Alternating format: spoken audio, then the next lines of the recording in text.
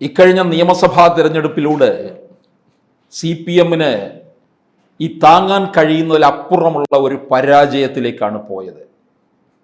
അതിൻ്റെ ആ പരാജയ കാരണമെന്ന് പറയുന്നത് സാധാരണ കാലങ്ങളിലൊക്കെ പാർട്ടി നേതൃത്വം ഒന്നിച്ചേറ്റെടുക്കുകയാണ് ചെയ്യുന്നത്. പാർട്ടിക്ക് മൊത്തത്തിലുണ്ടാകുക പാകപ്പിഴകളായി ഏറ്റെടുക്കും. പക്ഷെ ഇപ്പോൾ വ്യക്തി കേന്ദ്രീകൃതമായി മാറി എന്നുള്ളതാണ്. അങ്ങനെ വ്യക്തി കേന്ദ്രീകൃതമായി മാറിയത് കൊണ്ട് തന്നെ അങ്ങനെ ആയിരിക്കും മാറാൻ പോകുന്നതെന്ന് കേരളത്തിലെ മുഴുവൻ ജനങ്ങൾക്കും അറിയാമായിരുന്നു. കാരണം അത്രത്തോളം ഒരു ഭരണകൂടം കേരളത്തിലെ ജനങ്ങളെ വെറുപ്പിച്ചു എന്നുള്ളതാണ്. 2016 മുതൽ 2021 വരെ ഒരു വിധത്തിലൊക്കെ പോയി. ഒരു രക്ഷകൻ എന്നുള്ള രീതിയിൽ ആ പരിവേഷം അണിഞ്ഞുകൊണ്ട് അധികാരത്തിലേക്ക് രണ്ടാമതും വന്നു. അത് ഏറ്റവും വലിയ അഹങ്കാരത്തിൻ്റെ പാരമ്യത്തിലെത്തുകയാണ് ചെയ്തത്. ഒരുപക്ഷെ മൂന്നാമതും അധികാരത്തിൽ വന്നിരുന്നു എങ്കിൽ എന്തായിരിക്കും കേരളത്തിലെ ജനങ്ങൾക്ക് കാണേണ്ടി വരിക? 2021 അധികാരത്തിൽ വന്നപ്പോൾ കടക്കൂ പുറത്ത് എന്നാണ് പറഞ്ഞിരുന്നതെങ്കിൽ 2026 മൂന്നാം വട്ടം അധികാരത്തിൽ വന്നിരുന്നു എങ്കിൽ പറയുന്നത് ഇറങ്ങിപ്പോടാ എന്നായിരിക്കും. പക്ഷേ അതിന് കേരളത്തിലെ ജനങ്ങൾ അവസരം കൊടുത്തില്ല എന്നുള്ളതാണ്. അത് അവർക്ക് തിരിച്ചു കിട്ടി എന്നുള്ളതാണ്. പരാജയം ഇവർ സാധാരണ രീതിയിൽ വിലയിരുത്തലൊക്കെ നടത്താനുള്ള ശ്രമം നടത്തിയപ്പോൾ തന്നെ പാർട്ടിയുടെ താഴെ തട്ട് മുതൽ തന്നെ എതിർപ്പുമായിട്ട് പലരും രംഗത്ത് വരാൻ തുടങ്ങി. അതായത് ലോക്കൽ കമ്മിറ്റിയും ഏരിയ കമ്മിറ്റിയും ജില്ലാ കമ്മിറ്റിയിൽ നിന്നും ഒക്കെ ശക്തമായ എതിർപ്പാണ് ഉണ്ടാകുന്നത്.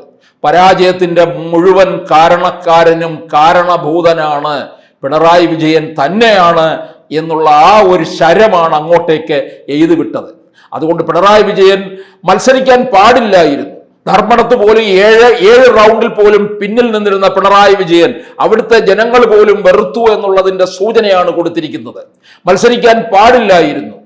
പക്ഷേ വീണ്ടും മത്സരിച്ചുകൊണ്ട് അഹങ്കാരത്തിൻ്റെ അധികാരത്തിൻ്റെ ഇടതാഴിയിൽ നിന്ന് ഇറങ്ങാനായിട്ടുള്ള ഒരു മനസ്സും കാണിക്കാതെ നിൽക്കുന്ന വീണ്ടും അഹങ്കാരത്തിലേക്ക് പോകുന്ന പിണറായി വിജയനെ ഒരു പാഠം പഠിപ്പിക്കണമെന്നാണ് ഇപ്പോൾ പാർട്ടിയുടെ താഴെ തട്ട് മുതലുള്ളവർ തീർച്ചപ്പെടുത്തിയിരിക്കുന്നത്. പിണറായി വിജയൻ മാറി അവിടെ KK ശൈലജയെ കൊണ്ടുവരിക.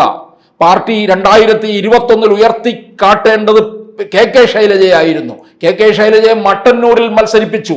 ബാക്കി പ്രധാനപ്പെട്ട നേതാക്കന്മാരെ എല്ലാം മാറ്റി നിർത്തി എന്നറിയാം. തോമസ് ഐസക്കും EP ജയരാജനെയും G സുധാകരനെയും ഒക്കെ മാറ്റി നിർത്തി. പക്ഷെ അതിനെല്ലാം തന്നെ ശക്തമായ തിരിച്ചടിയാണ് കിട്ടിയത്. ഇവിടെ നമുക്കറിയാം 3 വിമതന്മാരാണ് പ്രധാനമായിട്ടും ജയിച്ചു വന്നിരിക്കുന്നത്. തളിപ്പറമ്പിൽ നിന്നും, പയ്യന്നൂരിൽ നിന്നും, അമ്പലപ്പുഴയിൽ നിന്നും. മുമ്പ് CPM-ൽ നിന്ന് വിട്ടുപോയിട്ടുള്ള TP ചന്ദ്രശേഖരന്റെ പാർട്ടിയായ RMPയിലെ KK രമയും കൂടി ആകുമ്പോൾ നിയമസഭയിലെ 4 CPM-നെതിരെ 4 വൻ കരുത്ത് തന്നെയാണ് ഉണ്ടാകുന്നത്. അവർക്കെതിരെ CPM-നെതിരെ ഉണ്ടാകാൻ പോകുന്ന ശബ്ദവും ആ 4 പേരിൽ നിന്നായിരിക്കും എന്നുള്ളത് ഉറപ്പായ കാര്യം തന്നെയാണ്. അപ്പോൾ KK ശൈലജയെ മുന്നിൽ നിർത്തുക. KK ശൈലജ തന്നെ മത്സരിക്കട്ടെ. അങ്ങനെ മത്സരിക്കുമ്പോൾ തീർച്ചയായിട്ടും ശൈലജയെ നേതൃത്വ പദവിയിലേക്ക് കൊണ്ടുവന്നു കഴിഞ്ഞാൽ അത് പാർട്ടിക്ക് പലതരത്തിലും ഗുണമുണ്ടാകും എന്ന് പലരും വിശ്വസിക്കുന്നുണ്ട്. ഇപ്പോൾ തന്നെ നമുക്കറിയാം ഈ വിമതന്മാരും അതുപോലെ തന്നെ പലരും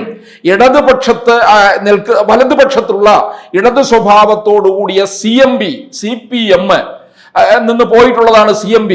അതുപോലെ തന്നെ RSPയിലെ 2 പേര്, ഇവരെല്ലാവരും കൂടി ചേർന്നൊരു പാർട്ടി രൂപീകരിക്കുന്നതിനെ കുറിച്ച് പോലും ആലോചനയിൽ ഉണ്ടെന്നുള്ളതാണ്.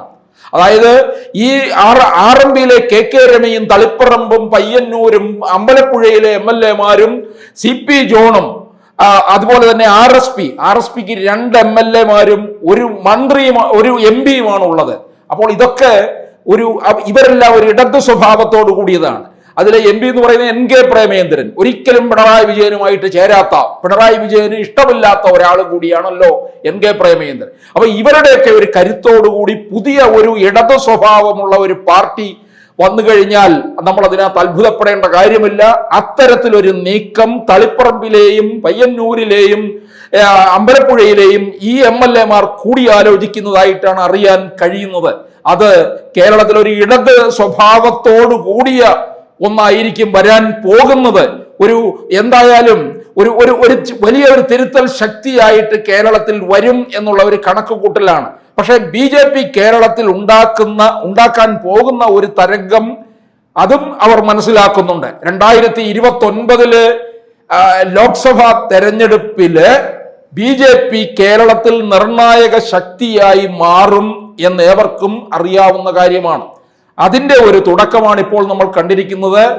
ഈ തെരഞ്ഞെടുപ്പിൽ 3 നിയമസഭാ സീറ്റ് നേടിയിരിക്കുന്നത് 30 സീറ്റിനൊക്കും എന്ന് തന്നെയാണ് പറയുന്നത്. കൃത്യമായി പറഞ്ഞു കഴിഞ്ഞാൽ മറ്റ് 30 മണ്ഡലങ്ങളിൽ ഏതാണ്ട് വിജയത്തോടടുക്കുന്ന തരത്തിൽ വോട്ട് നേടിയെടുക്കാൻ BJPക്ക് സാധിച്ചു. അപ്പോൾ കേരളത്തിൽ മറ്റൊരു തരത്തിലൊരു രാഷ്ട്രീയ ഭൂപടം തന്നെ മാറുന്നു എന്നുള്ളത് ഉറപ്പായിട്ടുള്ള കാര്യമാണ്.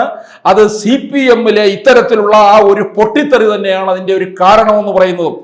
പിണറായി വിജയന്റെ ഏകഛത്രാധിപതിയായിട്ടുള്ള ഒരു ഏകാധിപത്യ ഭരണം കാരണം ഒരു പാർട്ടി, ഒരു പ്രസ്ഥാനം തകരുന്ന ഒരു രംഗമാണ് നമ്മൾ കണ്ടുകൊണ്ടിരിക്കുന്നത്.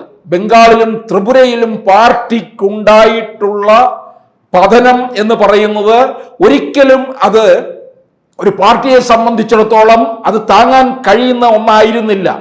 അതേ രീതിയിൽ തന്നെ കേരളത്തിലും പതനം സംഭവിക്കുന്നു എന്നാണ് ദേശീയ നേതൃത്വവും ഒക്കെ തന്നെ മനസ്സിലാക്കുന്നുണ്ട്.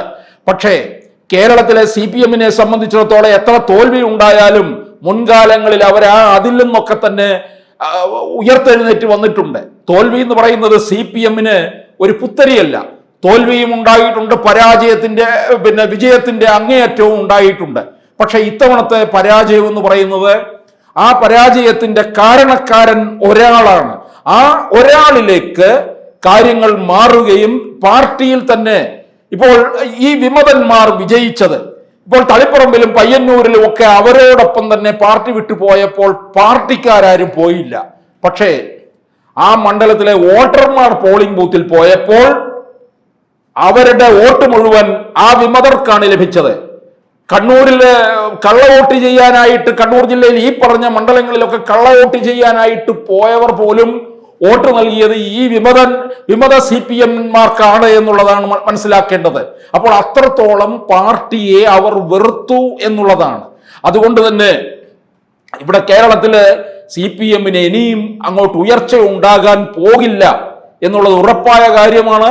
പ്രത്യേകിച്ച് 2029 അതിന് പൂർണ്ണമായ അന്ത്യത്തിലേക്ക് കടക്കും എന്നുള്ളത് ഉറപ്പായ കാര്യമാണ്. കാരണം ഈ 2029 നോക്കി ഇപ്പോഴേ ഉള്ള ഒരു പ്രവർത്തനമാണ് പാർട്ടി നടത്തുന്നത്. ഒരുപക്ഷെ ഒരു രാജ്യം ഒരു തെരഞ്ഞെടുപ്പ് എന്നുള്ളത് വന്നു കഴിഞ്ഞാൽ 2029 ഇന്ത്യ ഒട്ടാകെ എല്ലാ നിയമസഭകളിലേക്കും ലോക്സഭയിലേക്കും പൊതു തെരഞ്ഞെടുപ്പും ഉണ്ടാകാം. ആ പൊതു തെരഞ്ഞെടുപ്പിനോടൊപ്പം തന്നെ നിയമസഭയിലേക്കും തെരഞ്ഞെടുപ്പ് നടക്കുമ്പോൾ മുമ്പോട്ട് വരാം എന്നുള്ള തരത്തിലുള്ള കണക്കുകൂട്ടലാണ് CPM നടത്തുന്നത്. പക്ഷേ മുൻകാലങ്ങളിലെ CPM-ന്റെ ഉയർത്തെഴുന്നേൽക്കുന്ന ആ ഒരു രീതിയിൽ ഇനിയും കടന്നു വരാൻ കഴിയില്ല എന്നുള്ളത് പാർട്ടിയും തിരിച്ചറിയുന്നുണ്ട്. പക്ഷേ അവർ അത് പുറത്തേക്ക് പറയുന്നില്ല എന്നുള്ളതാണ്. അതിന് എന്തായാലും അതിന്റെ വലിയ തെളിവാണ് സാധാരണ പാർട്ടി വിട്ടു പോകുന്നവർ തെരഞ്ഞെടുപ്പിൽ മത്സരിക്കുമ്പോൾ എത്ര പാർട്ടിയുടെ പിന്തുണ ഉണ്ടായാൽ പോലും വിജയിക്കുന്നതല്ല. പക്ഷെ അവരുടെ വിജയമാണ് ഇവിടെ ഉണ്ടായത്. ഇത് CPM-ന് കനത്ത ദോഷമാണ് ഉണ്ടാക്കാൻ പോകുന്നത്. അതുകൊണ്ട് പിണറായി വിജയൻ നേതൃത്വം ഒഴിഞ്ഞ് KK ശൈലജയെ ഏൽപ്പിക്കാം എന്ന് പാർട്ടി കണക്ക് കൂട്ടുന്നുണ്ട്. ഇനിയിപ്പോൾ അതിലേക്കായിരിക്കും പോവുക. കൂടുതൽ വാർത്തകളും വിശേഷങ്ങളും നിങ്ങളിലേക്ക് എത്താൻ ABC മലയാളം സബ്സ്ക്രൈബ് ചെയ്യുക, ബെൽ ബട്ടണും അമർത്തുക.